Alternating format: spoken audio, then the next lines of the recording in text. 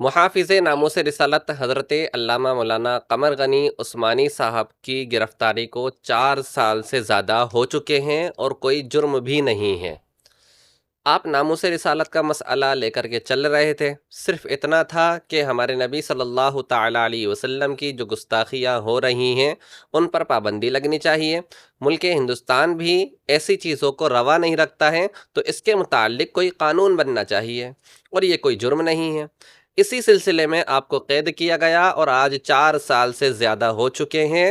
آج آپ کے کیس کو سنا گیا 4 سال کے بعد میں تقریباً، پھر اس کے بعد میں کورٹ نے مولانا قمر غنی عثمانی صاحب کے تعلق سے گجرات پولیس سے کچھ سوالات کیے ہیں۔ اگلی سنوائی 25 مئی کو ہونی ہے۔ آپ تمام حضرات سے گزارش ہے کہ اپنی نیک دعاؤں میں حضرت کو یاد رکھیں اور زیادہ سے زیادہ اس کے متعلق ٹرینڈ چلائیں اور تشہیر کا سبب بنیں، تاکہ حضرت کی رہائی آسانی سے ہو پائے۔